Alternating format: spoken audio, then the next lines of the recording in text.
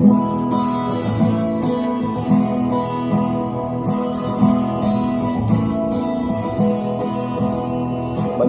makinig, matuto. Manood, makinig at matuto. May aral natin ang kwento ng bayan ko. Magandang araw! Isang bagong paglalakbay na naman mula sa kaban ng mga kwento ng bayan ko ang ating pagsasaluhan ngayon. Ako nga pala si Teacher Vanessa na maghahatid sa inyo ng mga kwentong kapupulutan ng aral. Ang babasahin ko ngayon ay isang kwento tungkol sa isang batang namangha sa ginagawa ng kanyang ina na pinamagatang Ang Paghahabi ni Nanay Bebe. Isinulat ito ni Mary Ann A. Esclamado ng Butuan City Division at iginuhit naman ni Jill C. Dayot Jr. ng Butuan City Division.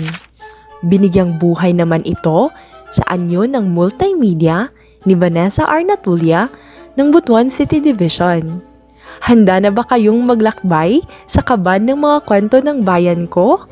Halina't makinig! Sabado, walang pasok. Maganda ang sikat ng araw sa may silangan. Nagising na si Ikoy dahil natamaan ng init ng araw ang kanyang mukha. Dali-daling bumangon si Ikoy. Sabado ngayon. Pero sabik pa rin siyang nagising upang mapanood niya ang kanyang nanay na si Aling Bebe sa paghahabi nito. Agad hinanap ni Ikoy ang Nanay Bebe sa pag-aakalang nagsimula na itong maghabi. Pero abala pa pala ito sa paghahanda ng agahan para sa buong pamilya. Habang naglilinis ang tatay ng tricycle na pampasada, si ate sa paglilinis ng bakuran, si Ikoy namay naghilamos at matyagang naghihintay kay nanay na pumasto sa lugar habian nito. Pagkatapos mag-agahan, habang si ate ay nagliligpit ng mga kinainan upang mahugasan, si Nanay Bebe ay naghahanda na rin ng yantok na pantali, kawayan at dahon ng nipa o pawid. Si Ikoy naman ay dali-daling pumesto kung saan kitang-kita niya ang bawat gagawin ng Nanay Bebe na upo sa isang bangkito sa may harapan ng nanay. Kumuha ang nanay ng kawayan, tinupi ang dahon ng nipa sa kawayan, sabay tusok at hila ng yantok upang ang pawid ay manatili sa kawayan. Tupi, tusok, hila. Tupi, tusok, hila. Tupi, tusok, hila. Ang paulit-ulit at maayos na pagkasunod-sunod na paglalagay ng Nanay Bebe ng mga pawid sa kawayan. Sa wakas, nabuo na ni Nanay Bebe ang isang nipang pangbubong. 1, 2, 3, 4, 5, ang bilang naman ni Ikoy, hanggang sa dumami ng dumami. Habang nanonood kay Nanay Bebe, biglang nasambit ni Ikoy. Nanay, para saan po ang mga ito? Bakit paulit-ulit mong ginagawa ang mga ito? Ito ay para ang bawat pamilya sa loob ng bahay ay hindi mabasa ng ulan at hindi maiinitan ng araw. Sagot ng nanay. Siyempre, tulong na rin kay tatay, pambili ng bigas at ulam natin at pangbaon ninyo sa eskwela.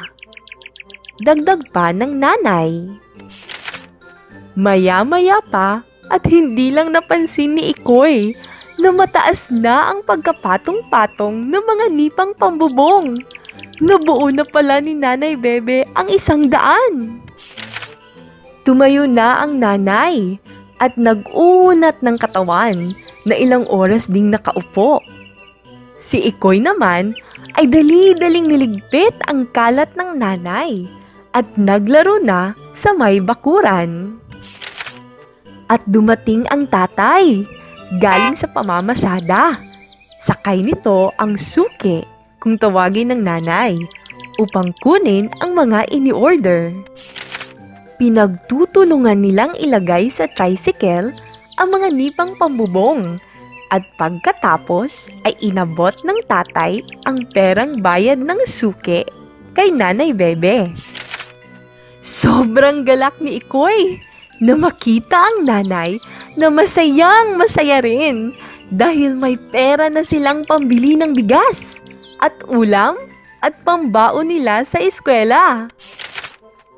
Habang tinitingnan ni Ikoy ang papalayong tricycle ni tatay, pumasok sa murang isipan niya na napakagaling naman ng Nanay Bebe niya. Masaya si Ikoy na pumunta sa mga kalaro na sina Nena, Maria at Tikboy na naglalaro ng piko sa bakuran. At dito nagtatapos ang ating kwentong pinamagatang Ang Paghahabi ni Nanay Bebe. Salamat sa pagkikinig. Hanggang sa muli! Ang kaban ng mga kwento ng bayan ko ay mula sa amin ng Bureau of Learning Resources at ng mga Learning Resources Management Section ng Kagawaran ng Edukasyon. Manood, makinig, at matuto.